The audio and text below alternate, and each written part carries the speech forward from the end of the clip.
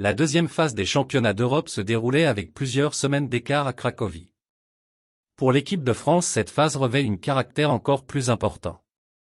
En effet, c'est une étape importante pour la qualification pour les Jeux de Paris l'année prochaine. Cette première journée des épreuves par équipe commençait par le fleuret dames et le sabre homme. Pour le fleuret féminin, les Italiennes étaient les favorites avec une formidable démonstration de force durant l'épreuve individuelle de Plovdiv. Les Italiennes avaient tout écrasé sur leur passage avec un quadruplé. Une performance qui n'a jamais été vue depuis la création des championnats d'Europe sous leur forme actuelle en 1981. Ainsi, les Italiennes semblaient être les grandes favorites, de plus qu'elles étaient tenantes du titre. Lors de leur premier tour, les Françaises composées de Blaž Anita, Isaura Tibus, Morgane Patru et Pauline Ranvier, toujours blessées comme remplaçantes, rencontraient l'Autriche. Le premier match est toujours un match piège. L'équipe de France affrontait alors une équipe d'Autriche déjà dans le rythme, ayant déjà disputé un match face à la Grande-Bretagne. Cela ne manquait pas avec un début de match difficile. À la suite des 3 premiers relais, les Françaises étaient menées 15-11. Le relais suivant allait voir les Françaises repasser devant avec un excellent relais de Blaž Anita. Cependant, des Françaises toujours inconstantes, voyant ses efforts mis en échec par un nouveau relais perdu 0-4 par Morgane Patru. Isaura Tibus permettait à la France d'être à égalité. Pour les derniers relais, Morgane Patru était remplacée par Pauline Ranvier. Elle faisait un relais serré mais avec au final une défaite 4-3. Il fallait attendre l'avant-dernier relais de la France et une Blaž Anita très en forme aujourd'hui pour voir la France prendre la tête de façon définitive. Une victoire sur le score final 45-42 lançait la journée des Françaises. Le deuxième match face à l'Allemagne était déjà une demi-finale. Une équipe de France dans sa lancée prenait tout de suite la tête et dès la troisième relais l'avait de façon définitive mais avec un écart toujours préoccupant. Au final, c'est le dernier relais d'Anita Blaž et un 10-0 qui permit à la France de prendre le large et s'imposer 45-31. La finale proposait un classique de l'escrime international avec une confrontation France-Italie. Quand les Françaises avaient eu du mal à rentrer dans leur compétition, ce n'était pas le cas des Italiennes avec 2 victoires 45-26, puis 45-35. Cette finale était aussi un vis repetita de l'année dernière. Le match commençait bien avec une victoire dans le premier relais de Tibus 5-1. Mais les 2 relais suivants mettaient la France en difficulté avec une défaite 9-1 et 5-1. La France d'une avance de plus 4 passait à un retard de 8 touches. Pour y remédier, Pauline Ranvier était appelée en remplacement. Son relais gagné 5-6 permettait à la France de mettre fin à l'hémorragie. Tibus finissait le travail fait par Ranvier en revenant à une touche des Italiennes. Mais la France durant le match ne sut jamais profiter de ses bonnes performances. Une nouvelle fois, les 2 relais suivant, la France les perdait et voyait les Italiennes reprendre le large. Anita Blaž se réveillait pour son dernier relais qu'elle gagnait 8-4 et pouvait encore laisser l'espoir d'une victoire. Mais une Alice Volpi pleine d'assurance finissait le travail pour l'Italie. Au final, une défaite 45-40. Cette défaite marque tout de même une progression comparée à l'année dernière qui avait vu une défaite 45-25. Il reste encore à obtenir en constance sur un match et éviter de se tirer des balles de le pied avec notamment Morgane Patru souvent en difficulté, mais une bonne expérience pour elle dans les prochaines années. Si les sabreurs hommes performent en individuel, en équipe cela restait très en dessous des résultats attendus, si bien que l'entraîneur national début printemps était remercié. La France composée d'Apiti Bolad, Sébastien Patrice, Maxime Pianfetti et Tom Setz. Ce dernier remplaçait Jean-Philippe Patrice. La France commençait sa journée par un match contre la Grèce. La France commençait avec une victoire facile avec 6 relais gagnés, 2 égalités et une défaite se soldant sur un 45-25. Le deuxième match était face à l'Ukraine.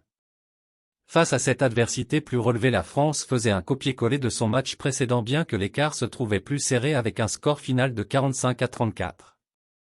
En demi-finale, la France affrontait la deuxième nation mondiale, la Hongrie.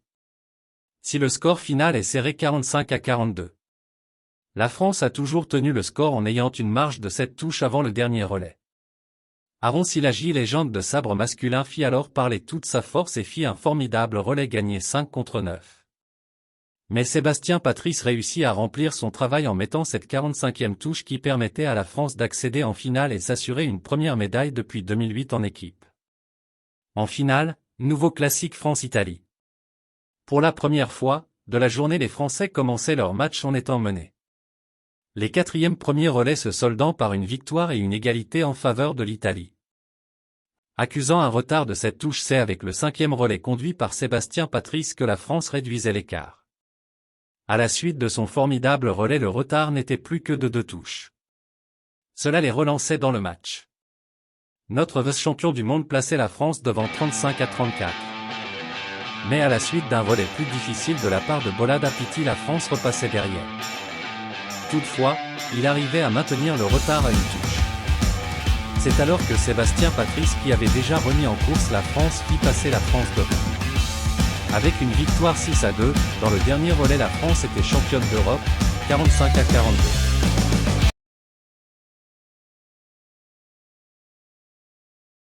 Pour cette deuxième journée des équipes, il fallait confirmer les débuts tonitruants de l'équipe de France à égalité au tableau des médailles avec l'Italie. Pour cette deuxième journée était au programme épée dames et fleuret hommes. L'année dernière, il nous avait apporté un titre chez les femmes de l'épée et pour les hommes du fleuret une médaille d'argent. L'équipe de France épée était composée de Marie-Florence Candassamy, Alexandra Louis-Marie, Oriane Malo et Coraline Vitali. La France commençait la journée avec le statut de numéro 1. Son premier match était contre la Lituanie. Ce match était parfait pour que nos Françaises entrent dans leur compétition. Cela ne manquait avec une victoire dans chaque relais de nos Françaises pour une victoire finale 45-17. Le deuxième match était contre Israël.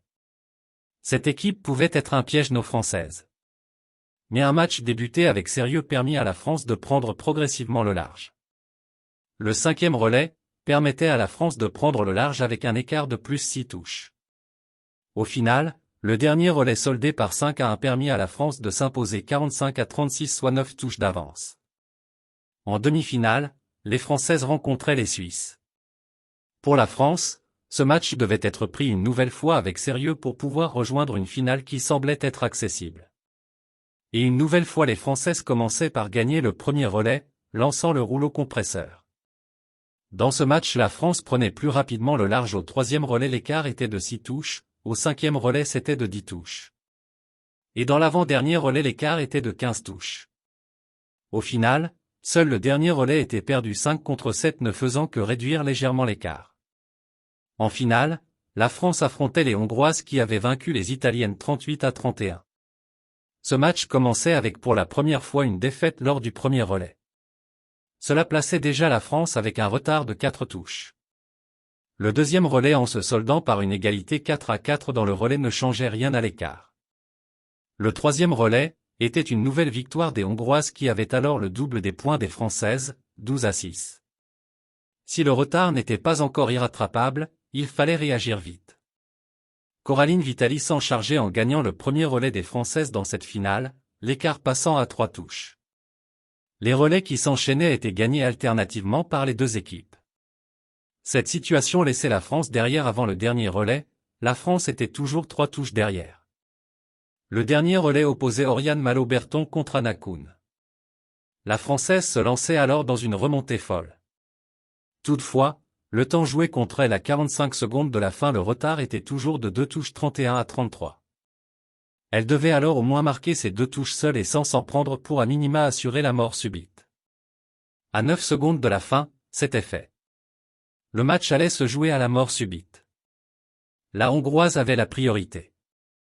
Puis 3 touches doubles faisaient monter la pression. Jusqu'à la Hongroise tente une attaque suicidaire, la Française touchait seule. 34-33, la France était championne d'Europe pour la deuxième année de suite. L'équipe de France était composée d'Enzo Lefort, Maxime Poty, Raphaël Savin et Alexandre Ediri, une équipe composée pour moitié de personnes expérimentées et pour l'autre de néophytes. Le premier match était contre la Croatie, un bon match pour entrer dans la compétition. Pour ses premiers championnats d'Europe par équipe, Savin commençait avec tout de suite une victoire 5-1 dans le premier relais. La France était lancée. L'écart de 4 touches passait au quatrième relais à 9 touches. Au final, par un match solide et sans trembler, la France gagnait 45-29. Le match suivant était face à la Belgique. Cette fois-ci, c'était Maxime Poty qui avait le rôle de premier relayeur, tâche qu'il remplit avec la même réussite que Savin. Le match semblait être un vis repetita du précédent. Quant au sixième relais, le Belge Mathieu Nige réduisait l'écart de 12 à 8 touches d'écart. Petit accroc dans le match qui se soldait juste par une réduction de l'écart qui n'allait plus bouger. En demi-finale, la France rencontrait l'Allemagne. Le match commençait par 2 relais serrés qui étaient perdus par la France. Mais ça vint avec un relais gagné 8 à 4 permis à la France de reprendre la tête. Le relais suivant, c'était les Allemands qui reprenaient la tête avec une touche d'avance.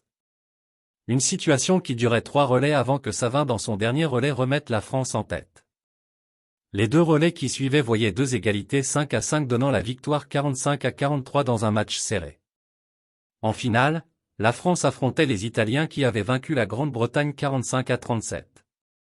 L'Italie était favorite de la finale et le montrait d'entrée avec les premiers relais gagnés par ce dernier et un écart 6 touches.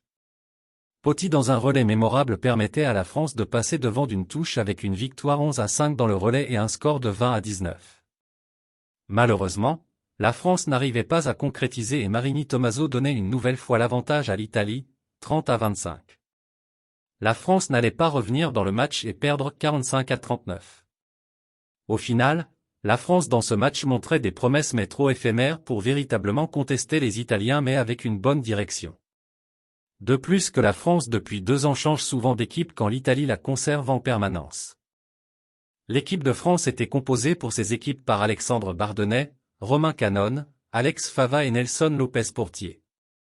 Ce dernier remplaçait Gaëtan Billa.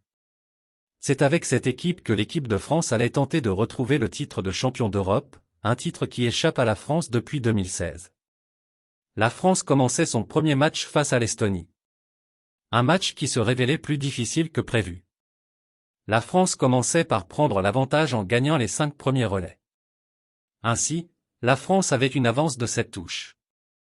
Sauf que les 3 relais qui suivaient allaient être perdus réduisant l'écart à 2 touches et ce avant l'ultime relais. Ce dernier relais fut toutefois maîtrisé par Alexandre Bardenet avec une victoire 13 à 7 dans le relais permettant à la France de gagner 37 contre 45. Le tour suivant face à la République tchèque allait se passer avec plus de sérénité.